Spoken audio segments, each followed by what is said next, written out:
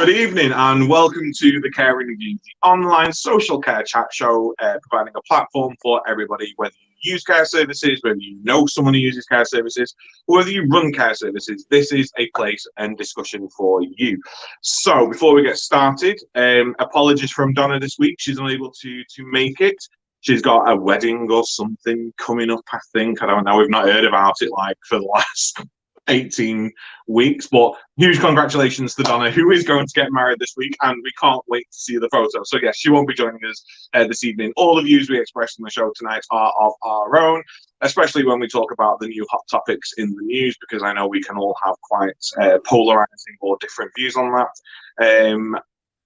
And don't forget to subscribe. Hit that subscribe button, tap that bell. It is there. I'm sure people are finding it nowadays, but that will notify you as soon as we upload new videos. So, good evening, Mark and Donna. No, Dawn.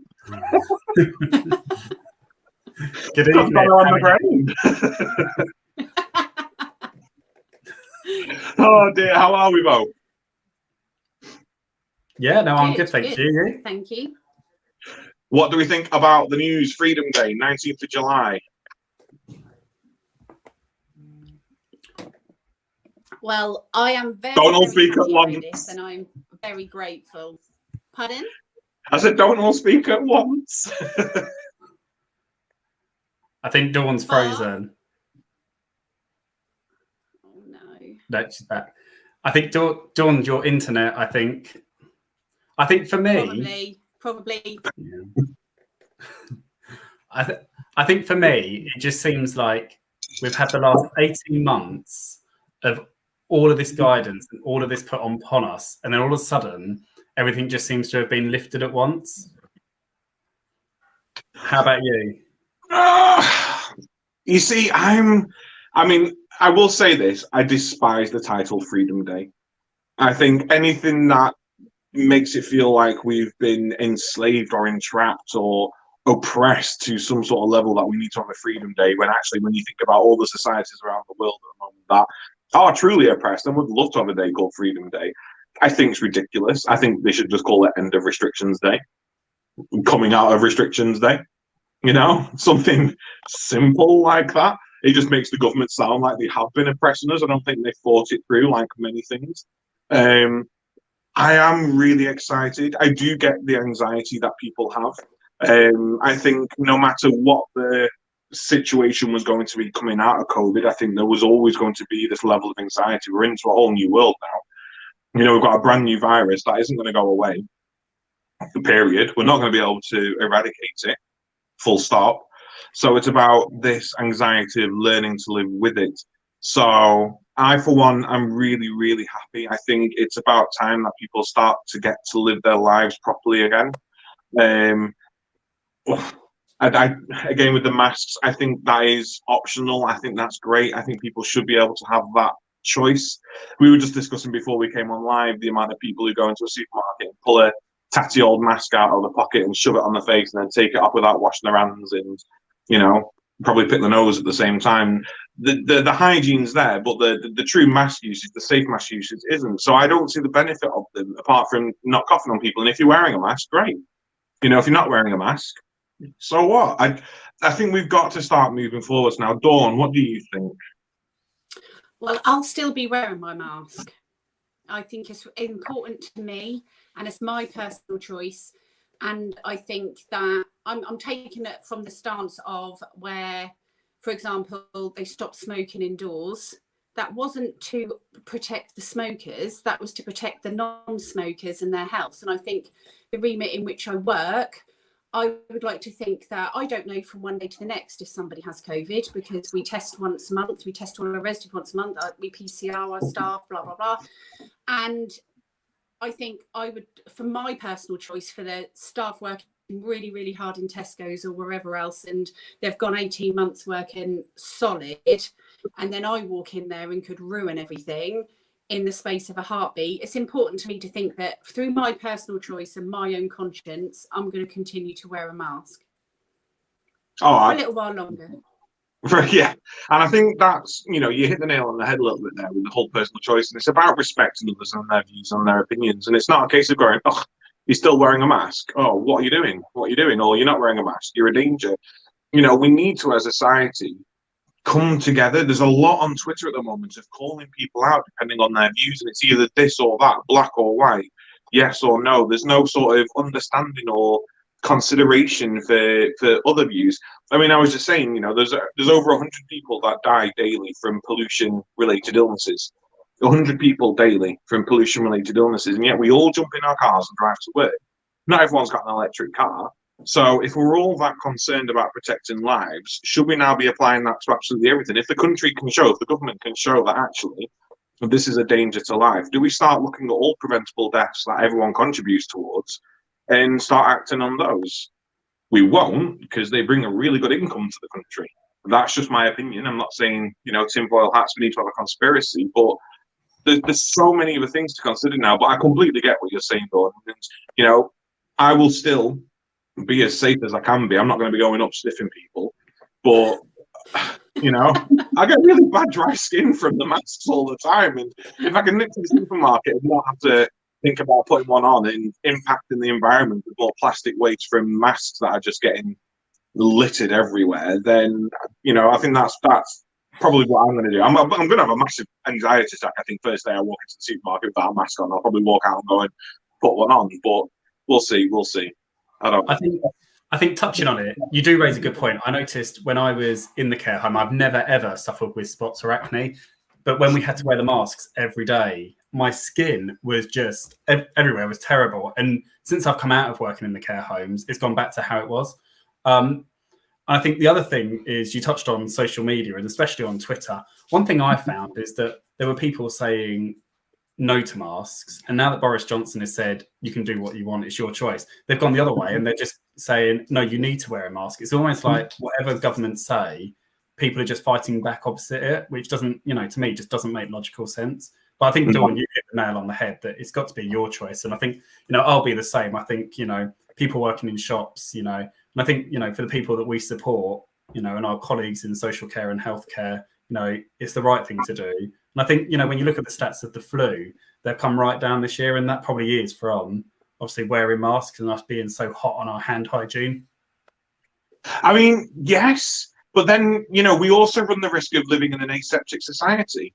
And how beneficial is that going to be? If we don't expose ourselves to bugs and germs and viruses, then our immune systems are going to be shot. You know, we've got to have some sort of, you know, you always hear about it. When I was younger, I used to play around and eat blood. I never get ill. You know, and it's that sort of mentality, whereas now it's Dettol, it's sanitized, it's masks. And if we don't have those, are we not putting society at a further risk? Yeah, no, and I do agree with that. You know, I was telling my friend the other day, you know, I went to Peppa Pig World at the weekend, and parents are coming off the ride and they're hand sanitizing ridiculous amounts, but it's dripping onto their children. Then they're smothering it onto their children's hands. And I even said to my wife, you know, these children are going to grow up with no immune system at all. The second something actually hits, they're going to be, you know, worse off. But yeah, it's just balancing it, isn't it? Doing the right thing against, you know, still allowing them to be open to catching germs and bits and pieces. Now, we did run a short poll, didn't we, on our usual polling site to see what people thought about whether masks should be optional or not, obviously prior to them announcing them. So, are we shocked? It's a very Brexit vote. It's a very sort of, isn't it, though? It's very, very close, as with everything. Does it surprise you? I mean, Mark, you ran one concurrently on Twitter, didn't you? Yeah, and this is what I mean. You know, it's basically near enough 50-50 split. But yeah, on the poll I ran after government made the announcement, will people be wearing them? It was near enough everybody was saying yes. And that's what I mean. I think a lot of people have just said, well, Boris has said no, let's do the opposite. But yeah. I don't know. When I speak to people, a lot of people have come back to me and said, I'm going to see whatever people do. So I think it's going to be that herd mentality of if I see lots of people not wearing a mask or wearing the mask, they're kind of going to follow suit. So a lot of the people that have fed back to me have said, well, I'm going to see. The shops might change it. you know, the care homes, we haven't had no guidance yet. So I think they just kind of want to follow on from what other people are doing and what is made as a suggestion. Yeah, I agree. Well, it's just so difficult. It's so difficult to know what to do. And then obviously, following this, and I know I don't want to spend all the time on this because we may or may not be doing a special on Freedom Day. But we also have the problem of what's a public space, because I just know so many care homes are going to have relatives rock up at their doors and go, we don't need to wear masks from the 19th of July, so I'm not wearing one now I'm visiting, rightly or wrongly. And it's how long are we going to have to wait for care home guidance? 18th of July, do you reckon? Midnight? Yeah. 9 p.m. 9 p.m. I, for one, think masks are going to be here in social care for a long, long time, unfortunately, and I think we need to get used to that. But again, I think it's a small price to pay to be able to allow these people to live open and meaningful, fulfilled lives. You know, it's the complete opposite of society. Go out without a mask on, you get to live a great life. You know, rebuild your life in a care home. Let's get your life back on track. A mask is a small price to pay to be able to keep you safe and protected and to mitigate those risks. But that's that for me. Anything else before we get on to the fabulous topic of tonight? I think the only thing for me is the impact of unlocking is going to have on care homes and home carers. Obviously, our staff are going to be going out a lot more. Some of them obviously hate wearing the masks anyway because they've been wearing them for 16, 17 months every day, day in, day out. And it's whether they're going to be more susceptible to the virus now, and then obviously bring it in. And obviously we're testing on a regular basis, so we'll obviously catch it. But then will your workforce actually be self-isolating? And a lot of obviously the staff mingle with one another outside of work. It's just whether it's going to have a knock-on impact on the workforce and then being able to deliver that safe, you know, care to the people that we support. I mean, I really don't want to keep going on about this because it's such a meaty thing to discuss. But when you sit there and you think about it, and we've got the vaccine in now, everyone in community over age of 18 can have the vaccine, and everyone can get rapid tests at home, and all, you know, services that are health services and social care services are rapid testing and PCR testing and the PPE there and there's hand gel there. What's the point of having preventative measures and diagnostic measures if it doesn't change anything? And I think if we don't start moving forwards, I think people will get fed up of adhering to and going along with these diagnostic and preventative measures because they're not going to see any difference. So I think it is very difficult. It's very interesting to see how things go. I think it is very risky, and you know, people are rightly going to be scared. And it's welcome to the future. Oh, that's really morbid, isn't it? Let's talk about something fun. Co-production. We'll leave the morbid stuff for next week.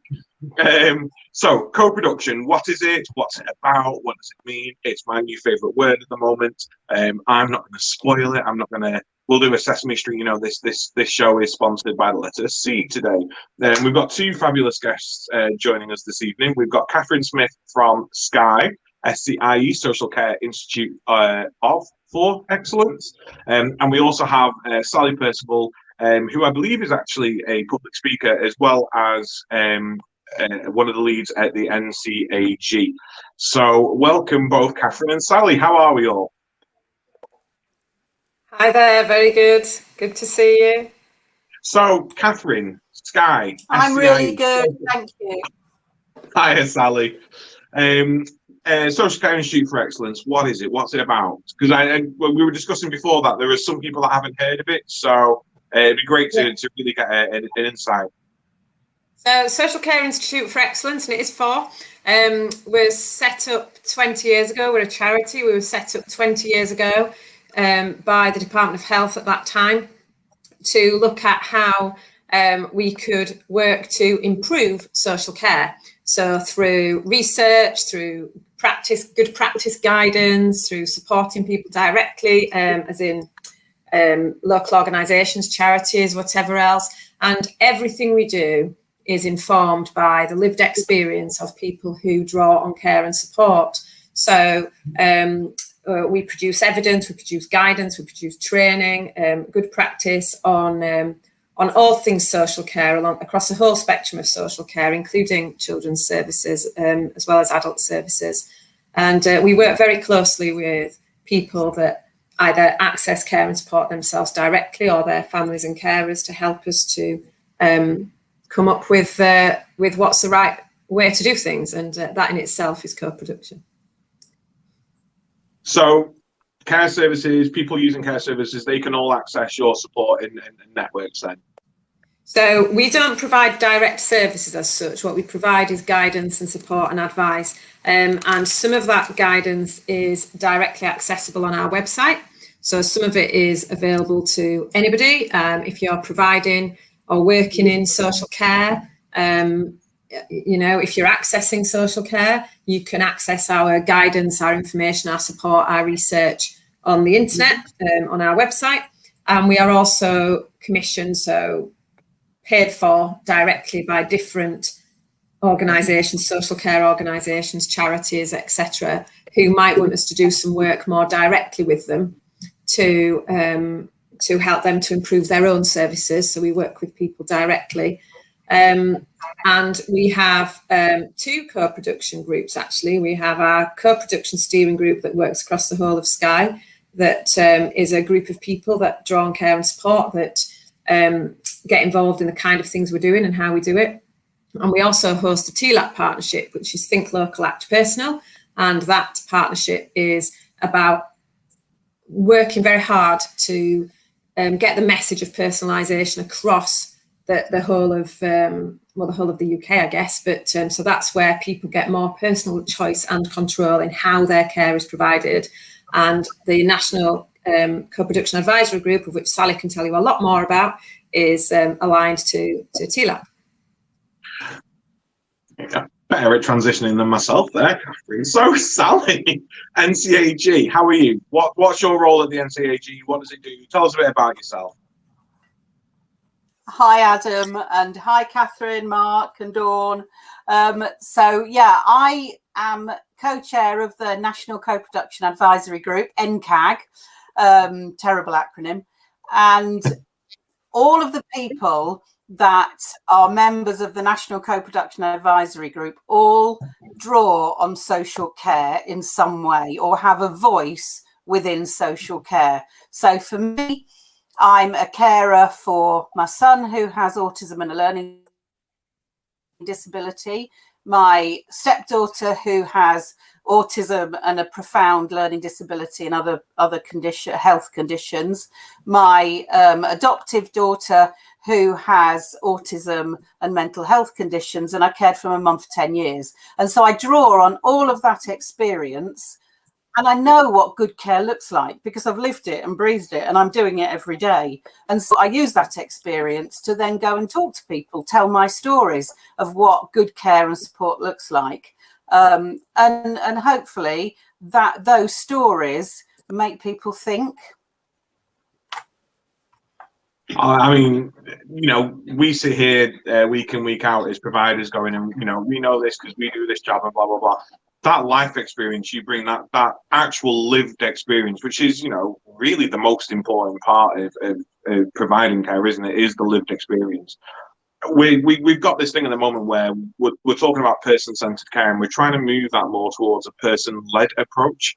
Because when we talk about person-centered, it's about us putting the person in the centre and us going, this is what your care is going to be, and we'll help you do it, and we'll help you work it out. We're actually, basically what you're saying, Sally, is we need to be going, you tell us what your needs are. You lead us in planning out your care. You lead us in deciding what's going to be better for you, and we will help you on that journey. So, I mean, huge hats off to you for everything that you do. I would say that everyone is equally important. And that is what co-production is about, that everyone is equal. And people that are providers have absolutely equal voice because they're providers. But it's all about listening. It's all co-production. You've mentioned the word co-production, and actually co-production is just the tip of the iceberg. What's really important is what goes underneath that iceberg, and is all about those relationships, equality. And that's actually really important to remember, that nobody is the most important. We all work together to make sure that, we get the best life. And when you do that, it really does work. And I presume this is why we have a national co-production week. What, Catherine, how many years has this been going on now? Oh, this was set up, I think it was 2015, the co-production week. And as Sally says, co-production is how all care services should be thought about. And we set up co-production week, I think it was 5 or 6 years ago, forgive me if I've got that wrong, to help to highlight co-production and the difference it can make and what it means to people, and to celebrate the difference, the impacts that co-production has had. So, you know, if providers, commissioners, whoever else, if people invest in working in a really co-produced way, the outcomes that you achieve will be much more impactful and will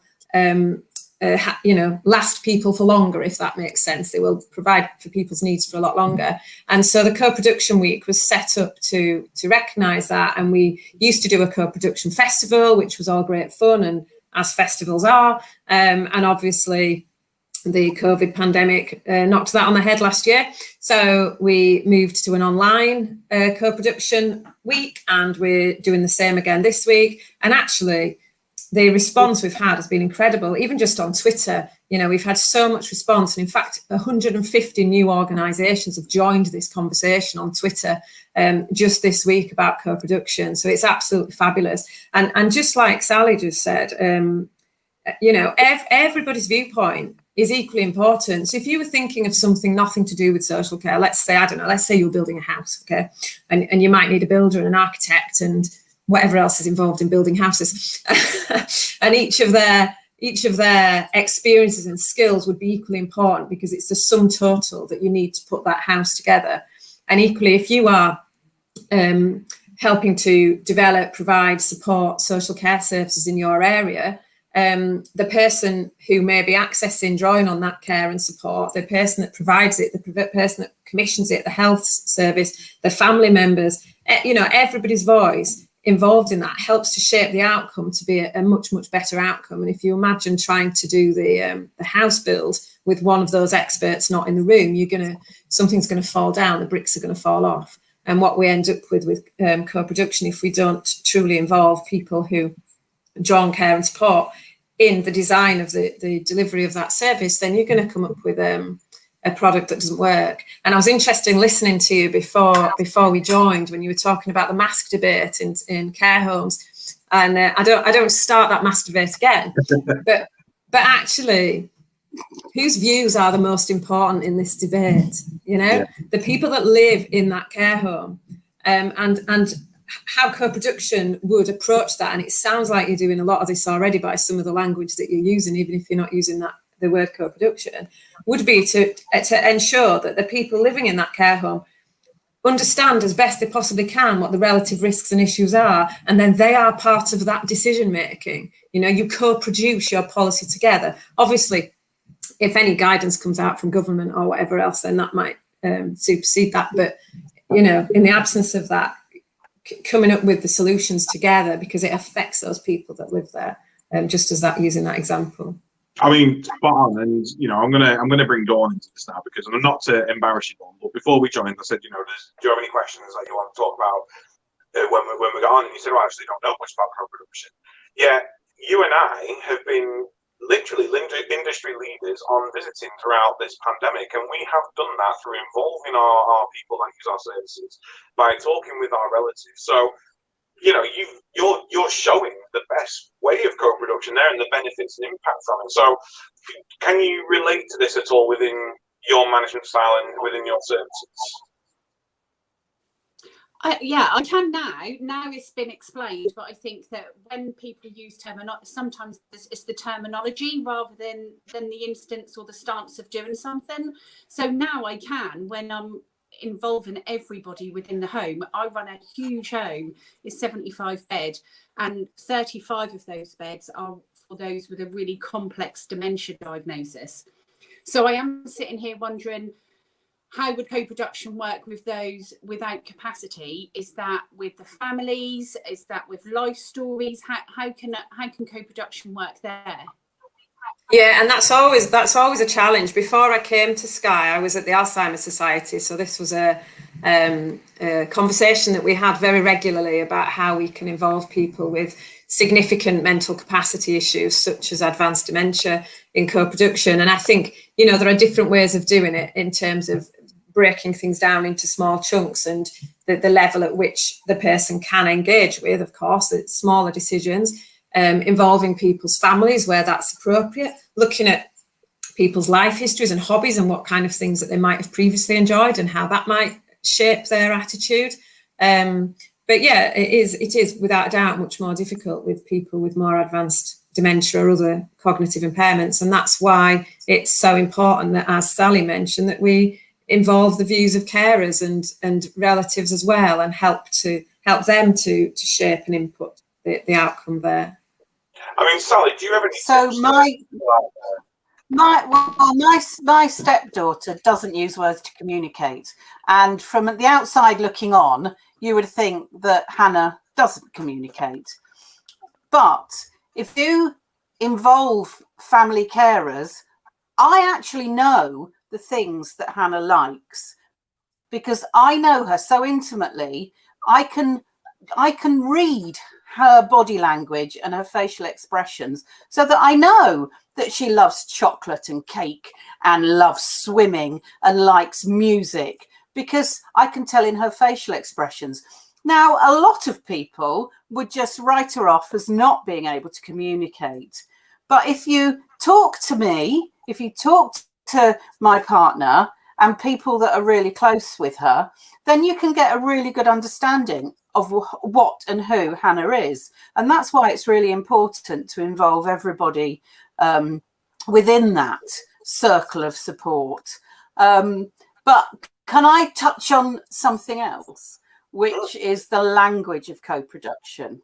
So I am one of those people that is a little bit of a bore when it comes to language. And the words that you use within co-production, and it is, I mean, Dawn said, yeah, lots of people do it and don't know that they're doing it, and lots of people profess that they're doing it when actually they're not, because it's very much a culture, and it's very much embedded in what you do every day without even thinking about it. But the language of co-production is really important to the National Co-Production Advisory Group. So what we do is we think about people as people. They're not service users. They're not quantifiably as beds or as they're just people. So when we talk about people, you know, you wouldn't ever use that phrase service user. And I know that lots of people find that really difficult because it's entrenched, but we must, part of co-production is looking at people as people. And that's really important to me as well. I mean, it's so great to hear people say this, because the amount of times we've been at meetings or forests and everyone's talking about the future of social care, and we'll go, now I know everyone calls people differently, so we'll just use service users for this meeting so we know what we're all talking about, because we want everyone to be able to understand what we're talking about. And I'll go, why can't you just use the word person? Because that is what they are at the end of the day. Why can't we just use person? But they're not clients, they're not customers. Yes, they're purchasing a service, and we understand that. They are, you know, purchasing care. We get that, you know, we get there is a transaction going on there. But at the end of the day, they are people. And that is really what we need to work with now, is getting rid of that mentality. It's a sort of an ownership over someone that we have. It's like an authoritarian belief that actually you're our service user, you're our client. So there's a hierarchy there when actually we're all the same level, we're all people. I mean, for our service, for example, everyone's not family, because we have family and friends. Everyone's just family and friends in the building. There's nothing different. Everyone is just who we are. We don't have uniforms. We don't really have titles. We don't have name badges, because we didn't want that hierarchy system there. We wanted parity and equality throughout the service, so that people felt they were in that same situation together. You know, we don't come to work every day, and they don't live where we work. We work in their home, and it's about empowering them as individuals. Oh, I love it, Sally. I think fantastic, absolutely. And I think that one of the best ways to think about this kind of co-production and the language, like Sally just said, is to think about yourself. If something happened to you tomorrow that meant that you needed to draw on care and support, would you suddenly stop wanting a social life? Would you suddenly stop wanting a say in your future? Would you suddenly stop caring who you lived with and be happy to be just referred to as a label all the time? And I think, you know, if you put your family members in that situation that you love, which for many carers, that's where they're coming from. But if you just put yourself in it, how would you want things to do? You'd still want to have that choice and control in your future, in how things pan out. And one of the worst examples I saw of the term service users was when I was an inspector many moons ago, and I visited a care home that had service user toilets on the visitor toilets and staff toilets. And I thought, not only have we got to all have different labels, but we've all got to have different toilets. What does that say about how we view people? Which is exactly what Sally says. We're all people. And, you know, some people need to draw on care and support. Some people need different inputs in other parts of their lives, you know. But ultimately, we're all people, and we should all be able to have as much choice and control in our lives as is feasible for us.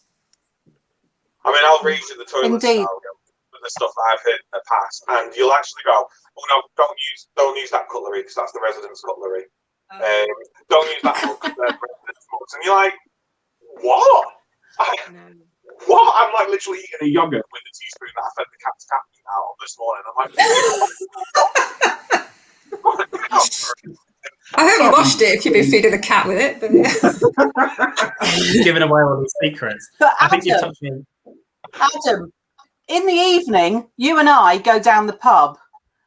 In my son's care plan, it's Alex accesses evening community activities.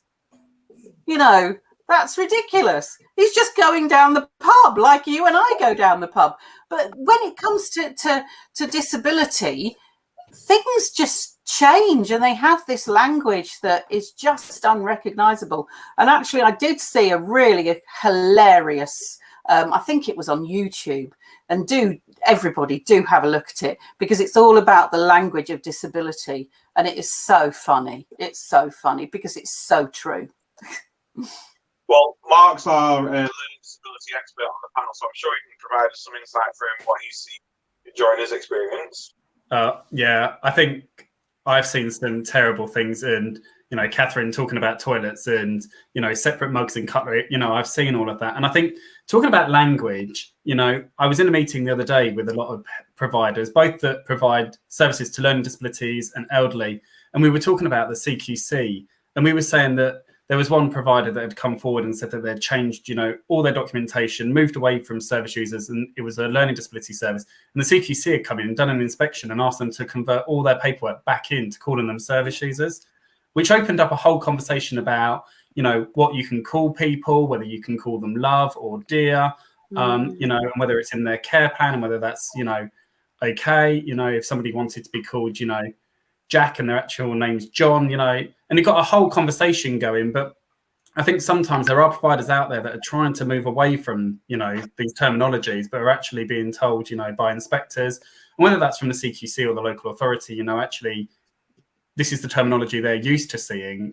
And I don't know whether it's just, it scares them that there's new terminology out there, or that it's moving, or I don't know what it is, but yeah, what I would say to that, what you have just reminded me of is, I'm going back to 2000 now, when the Care Standards Act first came out, yeah? And the word service users was first introduced, and it was introduced with the Care Standards Act and the National Minimum Standards. And at that time, I was managing a care home, and my care home, my residents all objected to being called service users. They wanted to be called residents.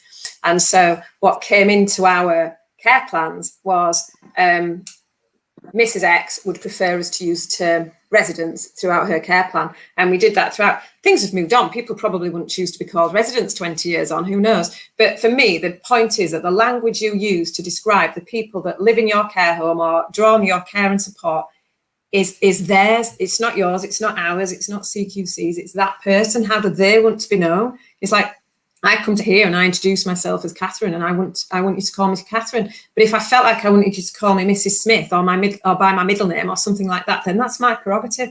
And it's no different if you're in receipt of care and support, is it? So, yeah. Amazing, these conversations that are still happening 20 years later. Yeah. Can't believe it.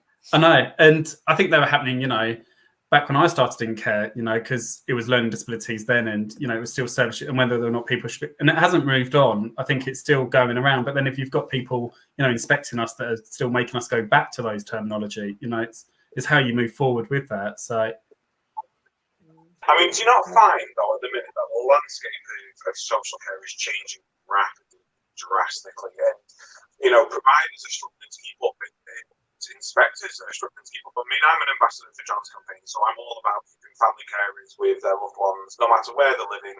We have it's open access homes, etc., etc., etc. And I will always remember talking to a SCIE inspector and going, and the family come and they continue providing that personal care if they want to. They still have that that interaction that they had when they were home, because they've just moved home. They're not living somewhere where they're no longer allowed that access. So it's wonderful. It's great seeing them together and continuing to live their lives how they want to live them. And I honestly got, are you doing it to help with your staffing though? Are you short-staffed? Is that why you're doing it?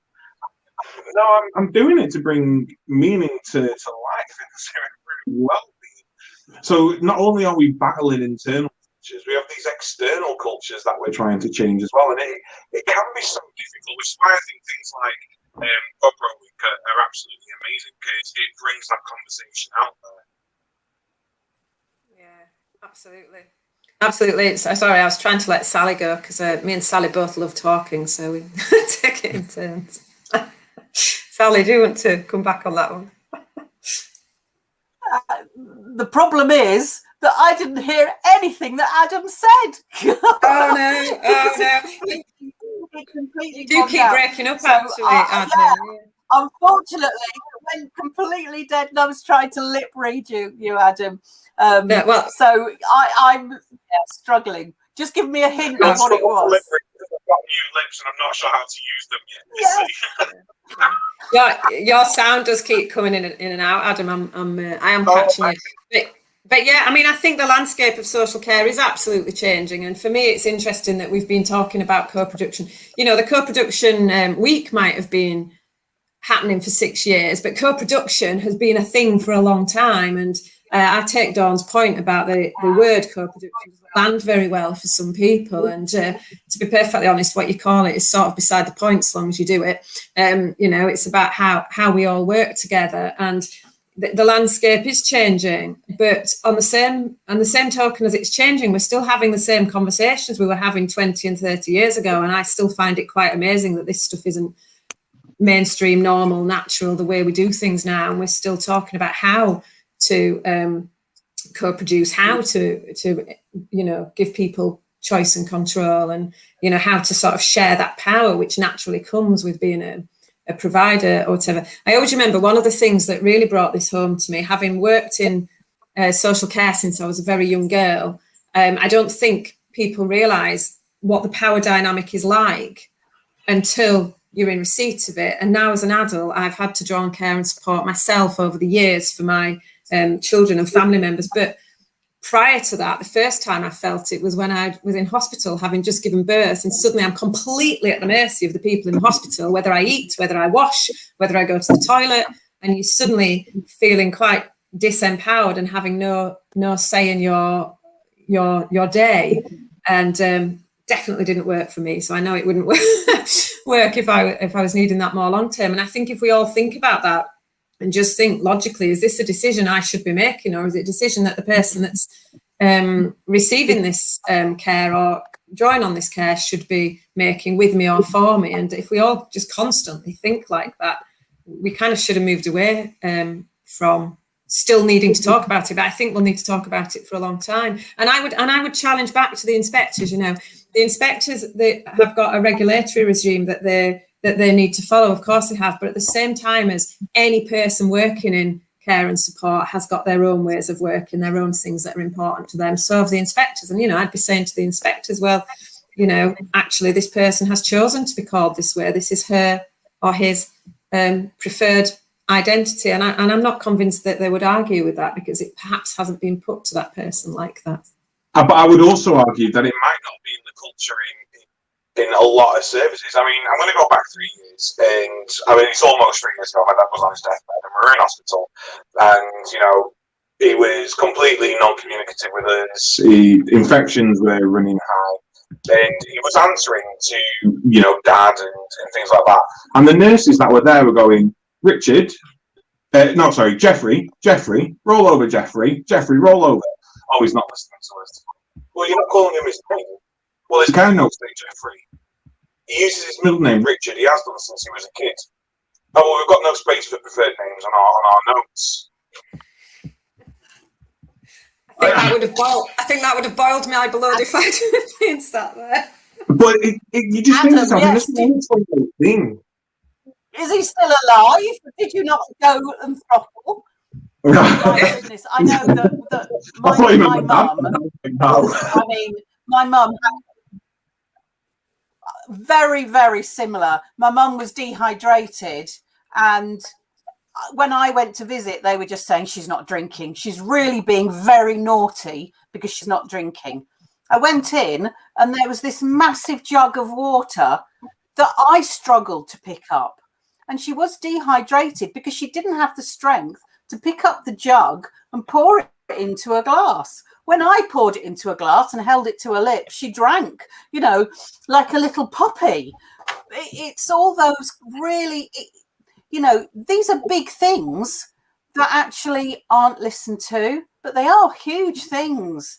And you know, Catherine was saying that how long we've been talking about co-production, and actually from a carer's point of view, I hate to say that a lot of things are going backwards when it comes to personalisation and person-centred care.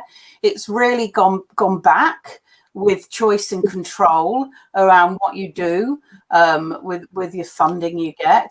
And so we've got to get back on that personalisation wagon and really get people to understand that it is your life, that everybody deserves the life that they want. And the only way to do that is to work together with everybody to come to a mutual conclusion. And again, to do that, I would suggest that commissioners within local authorities really need to start opening their ears and really need to start talking to people that use the services. And that would be my one absolute ask is please, commissioners, talk to people, build a relationship with them, because things are much easier when you work together. You know, you get to build a house, as Catherine said, with a staircase in the middle and with windows and, you know, the right central heating. You've got all of those things. So absolutely. Yeah. I mean, I'm going to have to give a shout out to my local authority at the moment, Lancashire County Council, because throughout the majority of this pandemic, we have, and you know, I sit in the ICS with them, so I represent some of the regulated providers in our area. But in those meetings, we have relatives join us, we have people who use services join us, we have people who are elderly join us, and they sit in and they help us. You know, this is what we're planning. Will this work? Will that work? We wrote some guidance for visiting and for access to shared living services and to care homes. And they were there going, this is what we want. This is what we want to see happen. Can we make that happen? So I have to say, Lancashire County Council, big props for working forward in that area of production. Yeah, that's good, because I think one of the issues, and the current landscape might not help that, but is when people become short of money, and I'm talking commissioners or providers or whatever else, when resources are tight, co-production, personalisation can be one of the first things to go, because there is sometimes a belief amongst people that it costs more or takes longer to co-produce and to give people choice and control. And I think that there are times when I would absolutely dispute that. It doesn't cost more. You know, if you involve people from the start, it costs the same. But the times when it does cost more are probably the times when it's really worth investing, because the efficiencies you'll get down the line for getting it right first time will be really worth that impact, you know. And if, you know, it's like Sally gave the analogy about going down to the pub earlier, you know, if you've got somebody, we've talked a lot about care homes, but actually social care is of course much wider than care homes, and people living communities who, you know, have to have it within their care home to have community activity in order to get to a pub or to see the friends or to do something like that. Things like that, where you don't have your own personal choice and control, you can't see your friends, that kind of thing is what leads to potentially an increase in depression or isolation and loneliness and other things that then can make your social care needs increase. So actually, if people are able to help co-design their care plan from the start, the support they've got from the start, then actually it's much more likely to be a successful care plan and much more likely to save resource in the future. And if you bring that analogy upwards to this sort of whole commissioning environment, which it sounds like Lancashire are really potentially a really good example there. But if you bring that up to the whole commissioning environment, and if the commissioners for that whole area are really listening to the people that live in their communities, that draw on care and support, whether they be in care homes or communities or anywhere else, about what kind of things would work to make their lives livable. You know, hopefully you've heard that we all want to live in a place we call home, doing the things we love, blah, blah, blah, with it, you know. Absolutely, that's simply what we're looking for. So commissioners speak to people, find out what it is that would make that happen, and design your care services around that. And that is co-production. Get people helping you to design your services. And we see some fantastic examples of that. We've had some great case studies on our co-production festival this week. We've had lots of webinars, blogs, people talking, good examples. And I think the more of these we share, the more we share learning, the more other people can pick up ideas on how to do it better as well. And is all that accessible from the website, all this stuff that's been going on from Care Production Week? Yeah, absolutely. You can get that under SCIE's website. If you look at, I think it's hashtag CoPro Week, you can see lots of the activity on Twitter, and you know, you can find out all that kind of stuff. But on SCIE's website more generally, you'll see examples of co-production and case studies. But as we've seen from the people that are joining in on Twitter, people are doing this. You know, we're upset that it's not mainstream and that it's going backwards. Of course we are, but people are doing it. There's some brilliant examples out there, and we all need to learn from each other and get it better, and ultimately listen to the people that are either benefiting or not, or the opposite from how co-production's working in their area to get that right. Yeah. Now, talking about listening and listening to the people who use our services, Dawn, we have a WhatsApp group, don't we, that myself, Mark, you and Donna are a part of. And it's great to see providers doing amazing work, but we just need to have a look in that WhatsApp group with Rights for Residents. And, you know, we see so many instances of them not being involved in the decisions that are being made in those homes, don't we?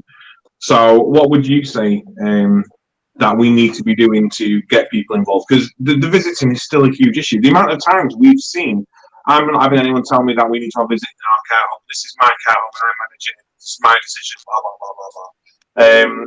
You know, what can we be doing, you know, from your experience? Sorry, were you asking me or Sally? Oh, Dawn, sorry. Oh. Me?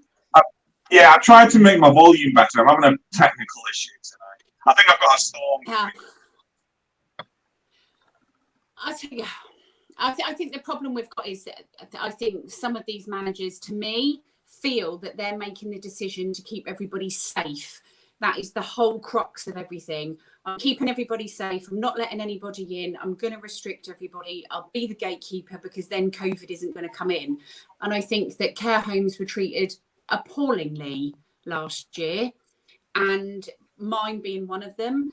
And I think now it's just this rebound effect on these care managers that are solely convinced that this is the only way they can keep people safe, is by keeping people out. And we've got to remember, at the beginning of all this, that was all that was drummed into us. Shut your doors, don't let anybody in, doctors aren't even going to come in, it's only paramedics.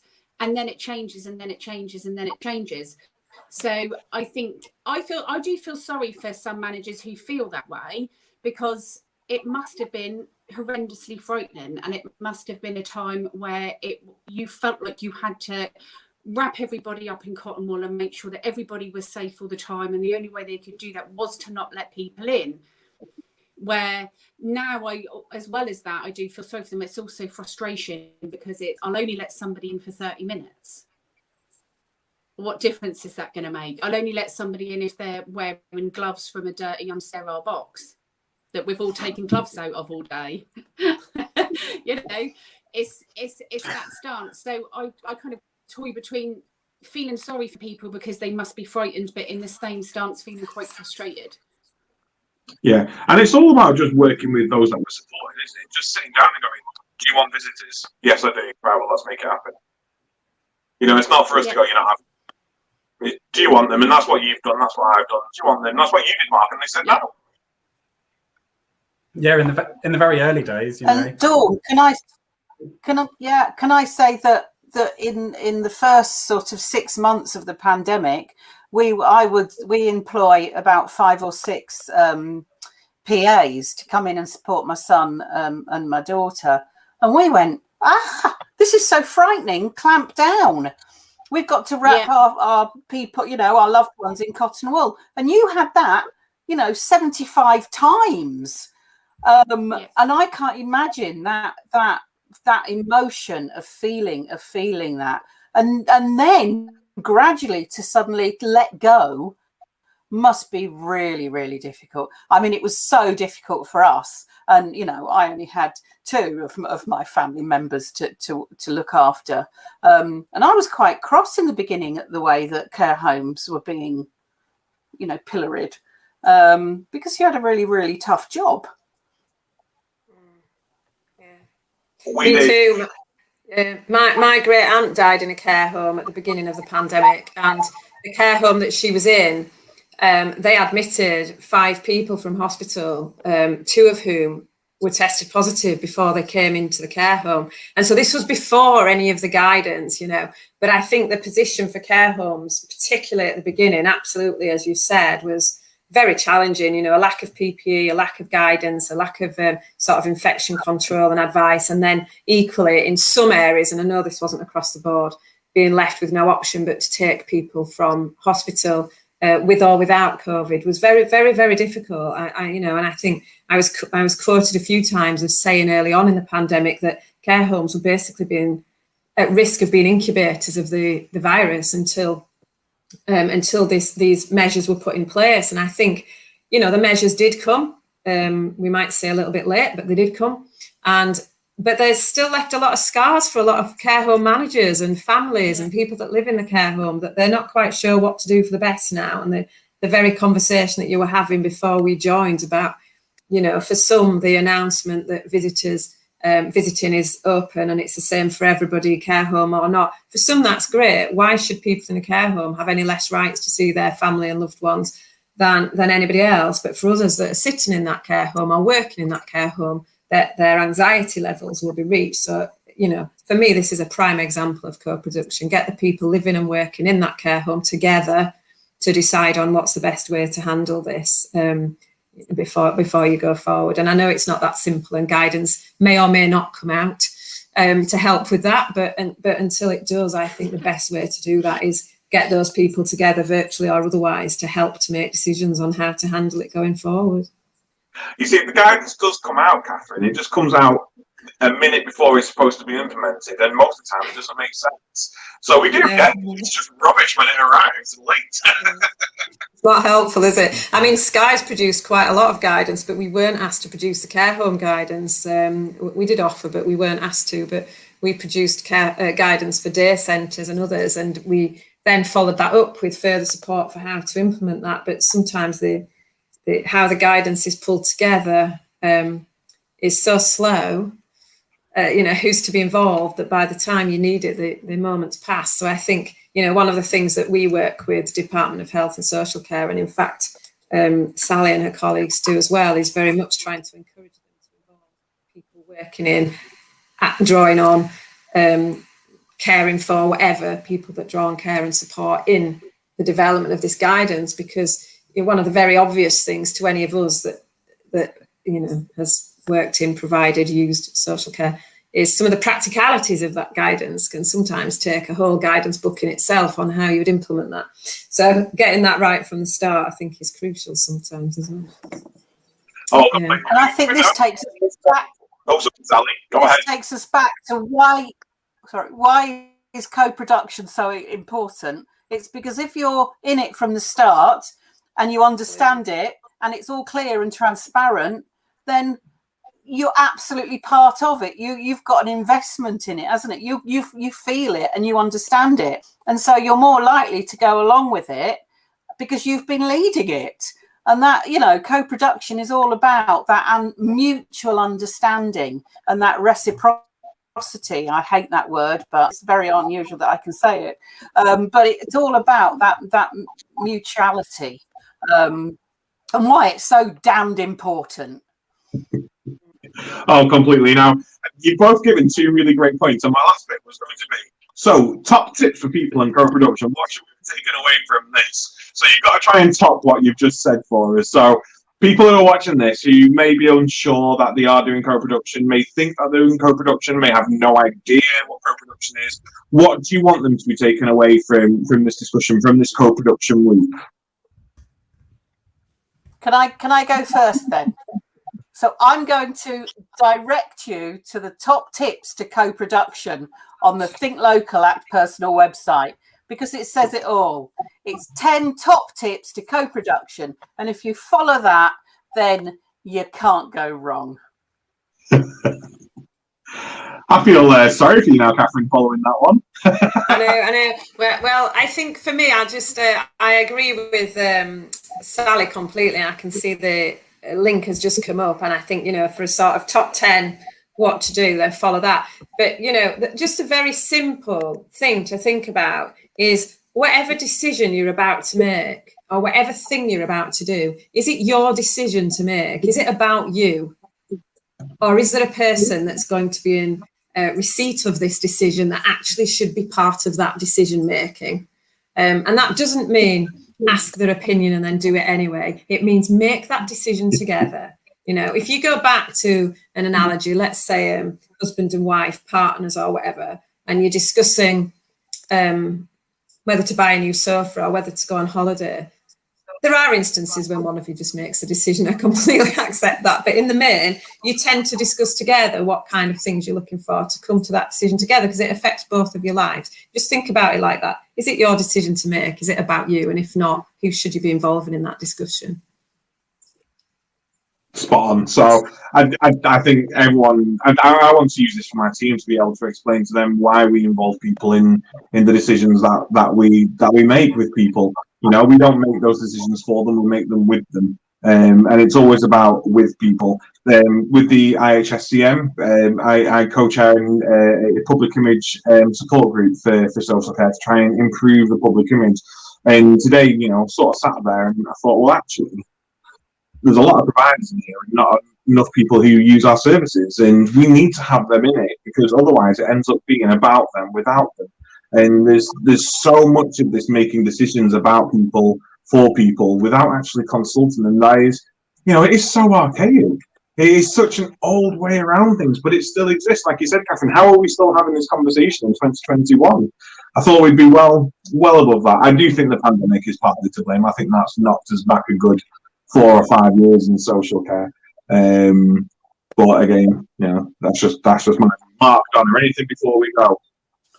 I think for me, you know, and I've said it the whole way through the pandemic and even before, it's just about communication and having those open lines of communication. I think one thing, you know, I hear from so many relatives is that they just don't hear. They don't hear any updates from whether it's the care home or whether it's the care provider.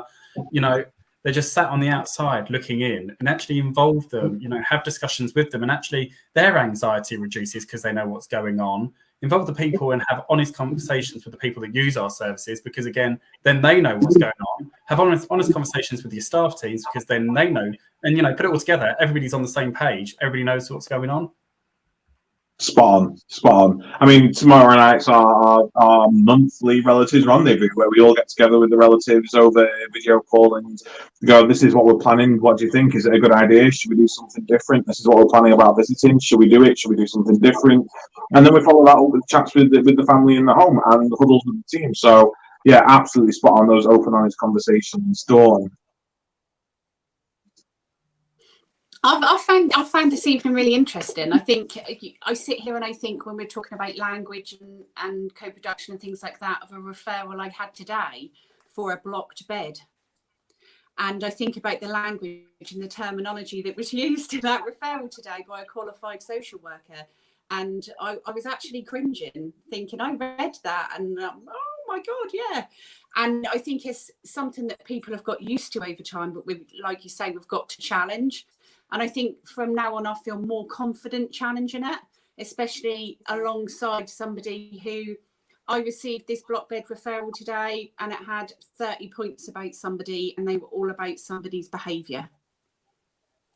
Yeah, didn't tell me much about that individual at all. And I have to respond within 30 minutes. So, yeah, I think that that's something that I'm definitely going to challenge more and have more of a voice on. So I've found tonight really, really interesting. I mean, I love that point you bring up about the block bed. So sorry.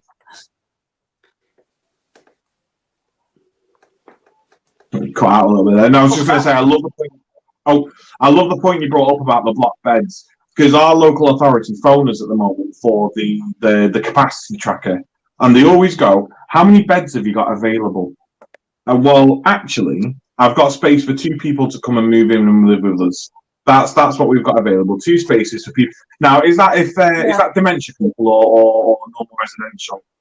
Well, it's actually anyone who meets it's just for 2 people who want to come and live with us. Can we get out this mindset that people are just beds in a nursing home or a residential home? They're people. Oh, I could talk about this all night. I know, me too. I'm keeping quiet because I'm going to start a whole new debate. Yeah, I think we see My it question, Adam, well, is... Oh, go on, Dawn. My question is, tomorrow night, won't you be watching the football? Oh, No, it's my birthday. Let's do something fun. Happy birthday, Catherine. Thank you. Happy birthday! And I've told my sons that they're all sitting playing Monopoly with me. They're not going to watch the football at the pub, but they don't believe me. Oh God, I'm not a football follower, I'm afraid. Kudos to everyone who wants to watch the football. It's not my sort of thing. I'll probably be watching Professional Bake Off or something similar. Right, well, I think for fear of starting up another different conversation, which I could have all day long. In fact, we're going to have at some point in the future, I'm going to say August, my home life who will be joining us. I've been doing a piece of work with them about shared decision making, and it is very similar in the same vein as co-production, and they're doing a wonderful piece on shared decision making. So those conversations are happening. People are talking about it now. So I just want to, a huge thank you for bringing co-production to everyone's minds and having this co-production week to showcase all this great practice and this best work. And thanks for joining us tonight. Thanks for having us. You both. Mark, what have we got coming up next week? Yes, no. So I'm actually going away next week, so I won't be here. Donna won't be here because she's obviously getting married. So it'll be Dawn and Adam, and we've actually got Raina Summerson joining us, and we're going to be talking all things live-in. So actually, good we're talking about co-production because they've got a living carer, but also somebody that receives living care. So I'm gutted that I'm not actually going to be here because I'm a big advocate for living care and keeping people in their own homes. So, but I think it's going to be a really good week, and I think a really powerful week listening to somebody that actually uses the services, because I think we don't hear that enough. So and Mark, I've got 2 living carers coming to live with me in September, so I will listen into that with great interest. Fantastic. Well, hopefully it'll be. I mean, I love Raina's pieces. I think she's absolutely brilliant, and she guested with us a couple of weeks ago. But she's actually going to be part of the hosting team next week. So it's going to be great to have that conversation, and like you say, to have those lived experiences brought forwards. So thank you everyone for joining us this evening. It's always a pleasure to see everyone commenting and watching. But until then, we will see you next week. Take care. Cheers. Bye. Thank you again for joining us tonight on The Caring View. If you enjoyed tonight's episode, make sure you hit that subscribe button. And whilst you're here, check out some of the other videos that we've got up online. If you've got something that you think may be interesting for us to discuss, or if you want to guest spot with us, then drop us an email to thecaringview@gmail.com. Follow us on Twitter, find us on Facebook. All the information is down there in the description box. But until then, have a good evening, stay safe, and we'll see you